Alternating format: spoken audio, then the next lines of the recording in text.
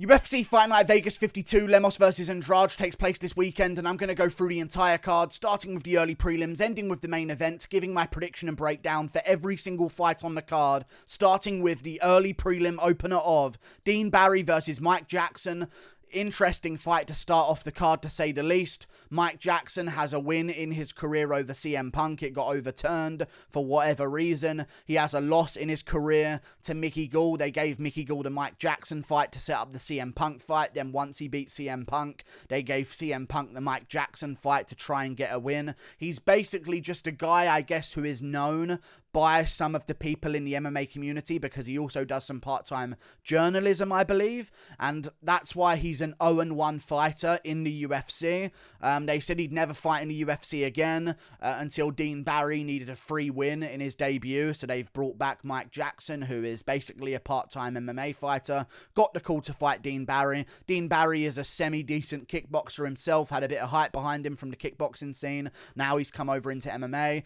He's not the same guy as like an Alex Pereira, where he's a massively accomplished guy, but either way, he's a good kickboxer coming over into MMA. People are talking about him because he's got some clips out there. He's quite talented, and now he's come over to MMA. He has lost one fight in his career to Anthony Taylor, and if you don't know, Anthony Taylor is that weird guy who sounds like the zebra from Madagascar, and he hangs around Jake Paul. He fought Tommy Fury. He's hard to finish. Dean Barry tried to finish him, ended up getting taken down in the second round and choked out. But since then, he's, I guess, improved his grappling game. He's committed to MMA, and he's won a few in a row. He has actually beat some decent opponents. He has one good win in his career against a guy who was like 7-1 or 8-1 or something like that, and he himself had fought some good opponents as well to get to that record. So he's not just can crushing. His last opponent was a complete can because he just took it to stay busy whilst they couldn't really find him a debut in the UFC. They were trying to give him a debut fight when he was 3-1.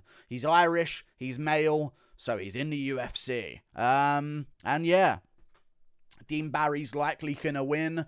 Mike Jackson couldn't finish CM Punk on the ground. Dean Barry is at least athletic, with semi-high levels of testosterone, I would assume, unlike CM Punk. So I think Dean Barry wins this one. Mike Jackson seems a bit malnourished. He doesn't really have muscle mass on his body. I don't think he's going to be able to muscle around Dean Barry in the case that maybe the skill levels of grappling are similar. And if it's on the feet, I definitely do believe Dean Barry's going to get this one done. An early Mickey Gall was able to go out there and just immediately spark out Mike Jackson, take his back and choke him out. So I think Dean Barry's going to go out there and get a first round KO on Mike Jackson. Mike Jackson, just known in the MMA scene, so he's back in the mix. The UFC, best fight promotion in the world. Just look at the main event. Moving on, up the card, Marcin Prachnio versus Philipe Lins. I'm going to actually go with Marcin Prachnio here over Philipe Lins. Philipe Lins, first of all, I don't trust him to make weight safely. I think he's going to have a real problem making weight. And Marcin Prachnio can make really difficult fights for people. Like, he can be on the outside against powerful opponents that maybe are a bit bigger than him and make it a little bit more technical, make it a little bit awkward. If he does get hit on the chin too many times, he will get KO'd. That's no doubt about it. But Philipe Lins, arguably, you could suggest, is off the roids at this point in his career. He's been at light heavyweight before, so it's not like I'm saying he's not going to be able to do it. It'll be his first time down there, but I just don't see him winning this one, to be honest with you. Marcin Prachnio has a win over Khalil Roundtree, and I actually think he did beat Khalil Roundtree, even though I picked Khalil Roundtree to KO him. So, yeah. It's a pretty good win in hindsight, right? He makes it difficult. He sits on the outside. He's actually pretty technical in terms of like a light heavyweight and their striking skill. I don't see this ending up as a grappling match. I see this being a striking match for as long as it lasts. And I'll go with Marcin Prachnio winning a 29-28 competitive decision. Maybe he gets dropped in one of the rounds but recovers. And in the other two rounds, I can just see him outstriking Philipe Lins. Philipe Lins gassing as the fight goes on. He doesn't seem too dedicated as a guy. And I just think he's a bit of an untrustworthy pick. Now, the chin of Prachnio might be untrustworthy as well, but he's on a 2-fight win streak. He's going to have confidence. Philipe Lins hasn't been in there for a very long time as well. He's been incredibly inactive, so I don't think he's going to be too switched on early to go out there and get a big KO win over Prachnio. And I think if he gives Prachnio too much time to warm into the fight, I think Prachnio is going to get his confidence, get his mojo, and start picking apart Lins on the outside. 29-28 Marcin Prachnio. Moving on up the card, Aori Qileng versus Cameron Else. Aori Qileng, I think, wins this one. Cameron Else took a fight on short notice to get into the UFC against Kyler Phillips. Got embarrassed. Finished in the second round. But no shame there. It's Kyler Phillips. He's a very good opponent. But I'm just looking at the records of people that Cameron Else fought to get into the UFC. They're terrible. He has actually got a win over Paddy Pimblett way earlier on. I think in his first few fights, he has an anaconda choke win over Paddy Pimblett. However, I see his record. I see the guys he was fighting in order to get himself into the UFC. This is a guy whose gym knows that he's terrible and not going to be anything in his career ever. So they've tried to set him up with padded opponents and basically people that are paid to lose to him. He does have some KO wins. He is a grappler and a jiu-jitsu guy, really. He has got a lot of submissions as well, but most of his submissions, like, he has got a rear naked choke, but most of his submissions are not from enforcing grappling exchanges. You know what I mean? Like, most of his submissions are people, like, getting hit and then they shoot badly and he gets a guillotine or he gets an anaconda choke like he did against Paddy Pimblett, you know? So, I'm going to go with Aori Qileng. I don't see this being a grappling match, and if Cameron Else wants to get it to the ground, which I believe he should want to, I think Aori Qileng's going to stuff it very well. He's got very good takedown defense. He's a big guy for flyweight. Used to drain himself to make that weight class as well, so I think he's going to be better at bantamweight. He still kept a great chin at flyweight as well, so I don't see Cameron Else getting a KO here. What I do see is Cameron Else having a lot of success on the feet early, landing some decent shots, falling in love with it, getting into a bit of a striking battle, and then boom, he's out cold. Doesn't seem to have the best of chins anyway. I'm going to go with Aori Qileng getting this one done by late first round KO. They're both going to go to war. Cameron Else is going to start having some success. He's going to fall in love with his striking a little bit too much after some early failed takedown attempts, and Aori Qileng's going to put him out cold at the end of round one. Aori Qileng, very good, very technical. I just think he's better in all areas than Cameron Else. Maybe not jiu-jitsu wise, but unless he shoots, I don't see Else being able to enforce the jiu-jitsu. So I'm going to go with Aori Qileng getting this one done. Late first round TKO. Moving on up the card. Tyson Pedro versus EK Villanueva. Tyson Pedro. It's a tricky one. I am going to pick him here. I'm going to pick him by submission. I'm actually going to pick him with an armbar. I think he'll end up on top, go for an armbar. Against EK Villanueva. EK Villanueva's got power in his hands. He's terrible in general, but he's got power in his hands. He can put people out.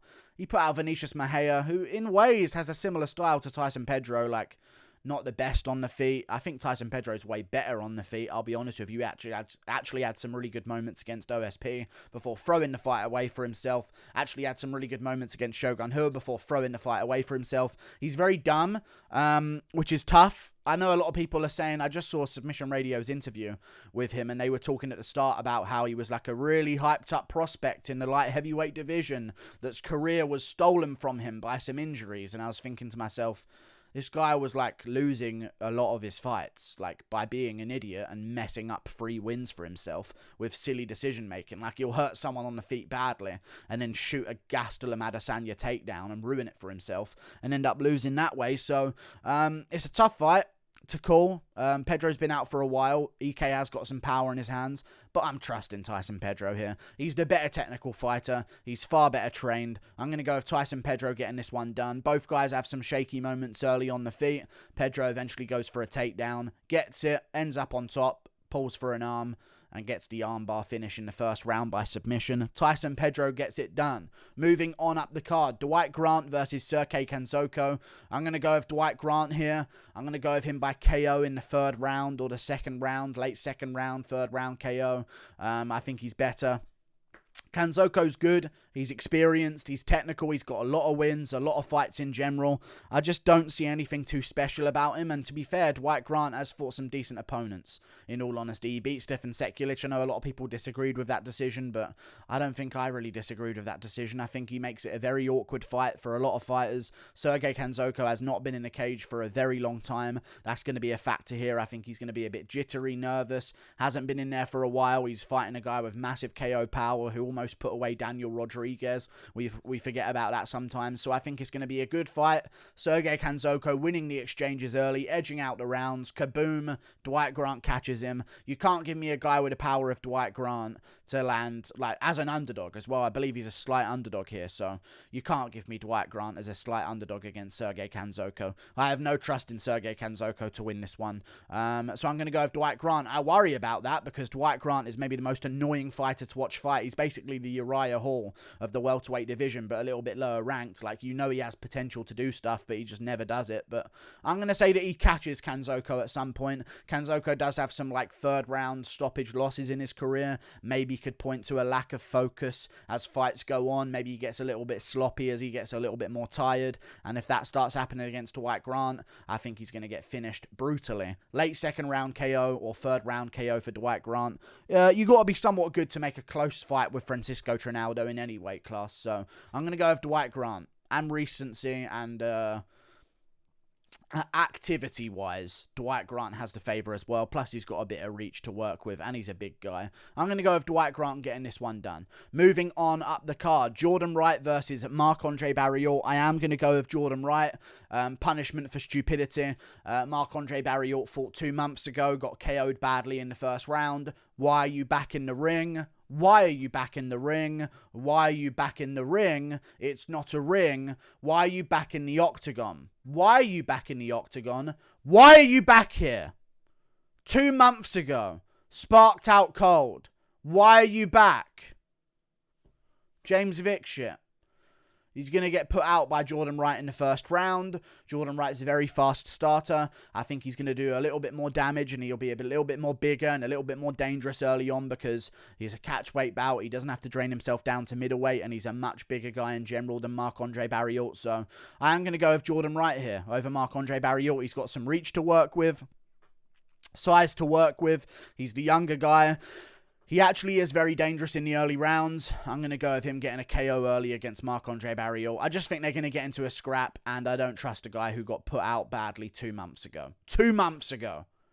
Who's your manager? Who are your coaches? Fire all of them. They don't love you. End of story. I'm going to go with Jourdain Wright getting it done. If he doesn't get it done in the first round, it is probably going to lean the way of Marc-Andre Barriault. So if you see Jourdain Wright get like a knockdown in the first round and look good and he's still the favourite going into the second, I'd put some live money on Marc-Andre Barriault. But I just think he'll get chinned in the first because this is a stupid decision. And I'm going to go with Jourdain Wright getting it done. Moving on. Up the card, Lewis Cosce versus Preston Parsons. I am going to be going with Lewis Cosce here. Very explosive guy in the early rounds, very dangerous in the early rounds. I know he lost his debut, got into a little bit of a firefight early on with guy from Hong Kong, Sasha Politnikov. I believe his name was. Yes, it was Sasha Politnikov. Very good performance there, so I'm going to pick him to win over Preston Parsons, who hasn't really done anything whatsoever to impress me in his own career. He's a good fighter, don't get me wrong, but got smacked up easily by Daniel Rodriguez. Had a couple of moments early on, but was just like 0 for 4 on takedowns, missing a bunch of his shots. Not looking too great in general. I'm going to go with Lewis Cosce getting a KO. Plus, he's coming off a KO loss in the first round as well. So he can be KO'd. He has been KO'd recently. He's been out for a while. His idea of what's going on when he enters a UFC octagon is, oh shit, don't get KO'd again. I'm going to pick Lewis Cosce to go in there and get a KO win over Preston Parsons early on. I think he's very explosive, and this time he'll be a little bit more patient, wait for the finish, and land that KO blow on Preston Parsons early. Maybe Parsons will be outlanding him, outstriking him early on, and then boom, Cosce gets the job done with the power difference. Cosce by first round KO. Moving on up the card, Lando Vannata versus Charles Jourdain. I am going to be going with Charles Jourdain here. I think fight of the night 100%. I don't see any way of it going any different. They're going to get scrapping. They're going to get scrapping early on. I do believe that. Charles Jourdain, I think, just has the cardio advantage if they do get into a war. That's what I'm going to trust on here. So I'm going to go with Charles Jourdain over Lando Vannata. Lando Vannata's good, but Charles Jourdain, I just think, has that more durability. He's been in less wars in his career. He hasn't taken that same damage that Lando has. And we've seen with Lando, if it is a very high-paced fight early on, he does dip and slow down as the fight goes on. Plus, I don't think he carries the same power at featherweight, especially in his hands. Sure, you can land a wheel kick and KO John McDessie, but never really has had massive power in his hands. So I don't think he's going to be KOing Charles Jourdain, who has a great chin anyway. And I think in those pocket exchanges, we never really see Lando go to the body. Bit of a headhunter, throw some flashy stuff, I like it. I think it's a very good style to watch. He has great takedown defense. I don't see this going to the ground in any way whatsoever unless Lando tries to get it there. But I just think Jourdain's going to go out there, land the bigger shots, go to the body in the exchanges in the middle as well, and eventually that's going to pay a toll or take a toll on Lando Vannata, who might win the first round, lose a close second round, start to get overwhelmed in the third. I'm going to call a third round TKO win for Charles Jourdain. I think that's normally my prediction for him because that's his style that he goes for. So I'm going to go with a third round TKO for Charles Jourdain. Both guys go to absolute war. Both get rocked in the first round. Lando wins the first round with better striking and he just looks a lot slicker. It starts to slow down. They go into the second. Jourdain's pushing him up against the cage, kneeing him to the body, punching him to the body and stuff like that. And both guys are starting to slow down a bit, but Jourdain's going to be way more conditioned and he's going to push where he needs to in the third and at the end of the second to win the second, finish in the third. Charles Jourdain gets this one done. He looks great in his last fight as well. Moving on. Up the card, Mudaerji versus Manel Kape. I am going to go with Manel Kape here, and I think he'll probably get it done by decision, 30-27. I think he goes out there, has a very consistent performance. Nothing that's going to blow your hair back or anything like that, but I think he's going to go out there and just get it done easily. Smack him up. Finished the round strong, have some good moments technically on the feet for 3 rounds. Mudaerji's good. He's got a good record, to be fair, 16-4, but he has not fought the same level of opponents that Manel Kape has fought. I thought Manel Kape beat Matheus Nicolau. I think a lot of people thought that as well. I did know he lost to Alejandro Pantoja. That clearly happened. I know some people were saying, oh, the decision was bad, but he did lose to Alejandro Pantoja. However, there's no shame in that. 29-28 to a top contender in your UFC debut. He beat Kai Asakura. If you know, you know. It's a very good win. He's fought the who's who. I believe he lost one of his fights to Kyoji Horiguchi off the top of my head. I'm not even looking at his record right now. I think he has lost to Kyoji Horiguchi, but again, no harm there. He's very powerful for a flyweight, so I think Mudaerji is going to be a little bit more hesitant than normal when he's taking on guys like Malcolm Gordon, who are just going to go down to a gust of wind. So I think it's going to be a bit too much of a jump up for Mudaerji, and I think Manel Kape's going to keep him honest, land the big shots that will make Mudaerji a little bit too hesitant, and Manel Kape just outclasses him and picks him apart for 3 rounds, controlling the geography of the fight, as Teddy Atlas would say. Well, his surname Atlas talks about geography all the time. Interesting. Manel Kape gets this one done. 30-27. Way better on the feet. Sue might give him some problems in terms of the range. He does have a 4-inch reach advantage at flyweight, which is a big deal. He's a lot taller as well. Manel Kape's a bit more versatile, though. Leg kicks are going to work out for him. Mudaerji had some trouble against Aruk Kadashev, who isn't the best. I think Manel Kape can take that some trouble, make it into more trouble, and I think that's going to be big problems for Sue. So I'm going to go with Manel Kape getting this one done decision. 30-27. Moving on. Up the card, Maycee Barber versus Montana De La Rosa. I'm going to go with Maycee Barber. She's terrible, but it's women's flyweight. Yeah, I'm going to go with Maycee Barber here. Montana De La Rosa is big. She's got range. She can smother opponents, can get them to the ground. I haven't really noticed a wrestling weakness in Maycee Barber unless she tears her ACL in the middle of the fight. So she has actually shown a decent awareness on the ground. She doesn't get smushed on the ground. She might get taken down momentarily by like a Miranda Maverick. However, works her way back up, very strong in general against the cage, uses good elbows and stuff like that. She's very scrappy when she needs to be. I can just see Maycee Barber going out there, winning this fight as it goes on, and actually getting a 29-28 win this time, not just being gifted it by the judges like she was in her last fight. So I'm going to go with Maycee Barber. I think she's a little bit tougher, a little bit more willing to trade, a little bit more powerful than Montana De La Rosa, so I think De La Rosa might be outlanding her in certain moments. But Maycee's going to land the better shots. Where on Montana De La Rosa as the fight goes on. It's not going to be too eventful, but I think Maycee Barber knows how to win this one. Make it messy, push it up against the cage, use her elbows there that she was using against Miranda Maverick, but do it a little bit earlier, and I reckon she gets this one done. 29-28 in the last 2 rounds. Montana De La Rosa is very good. I just think Maycee Barber's that little bit better, little bit tougher, little bit scrappier. She gets this one done. Moving on, up the card, Tanabosa versus... No, it's no longer on the card. Pain. Hopefully they find a replacement for Romanov. Moving on to the co-main event, Clay Guida versus Claudio Puelles. I am going to go with Clay Guida here. It is a shock to me. It is an absolute shock to me that 70% of Tapology are picking Claudio Puelles here. 70%. A real shock. A real shock. I don't know what they're thinking. Sure, he can win. But no. But no. But no. 70% of you, like, you just see an up-and-comer and think, this is how I know Tapology ain't doing their research, man. Claudio Puelles is mediocre. Mediocre as a fighter. He was having a real tough fight with Chris Guttersmacher early on and then eventually got a submission in the third round. If you don't know, Clay Guida's really good at avoiding submissions. He's fought good submission guys over at Submission Underground and Quintet Ultra and stuff like that. Yeah, such a good pace with the wrestling. He can just sort of avoid being submitted in those positions and stuff like that, you know. Who did he fight in Submission Underground? Let me find out real quick, because it was a good performance by him. And I think it was somewhat of a notable name that he was taking on as well. Billy Quarantillo. Featherweight guy who actually has really good grappling as well.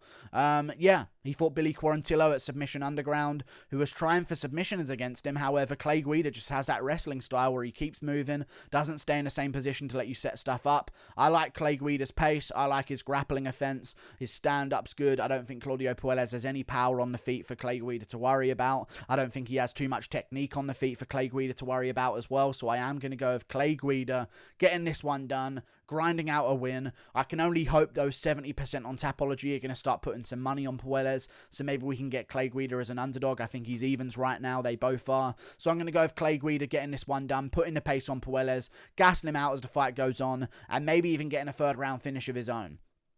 Guida gets it done. Puelles has no threat on the ground for him, I don't think, and also doesn't have any threat on the feet. And I think that's going to lead to a Guida pace-setting matchup. Guida gets it done. Still. And he's very active. Been very active recently, so I like his chances there as well. 40 years young.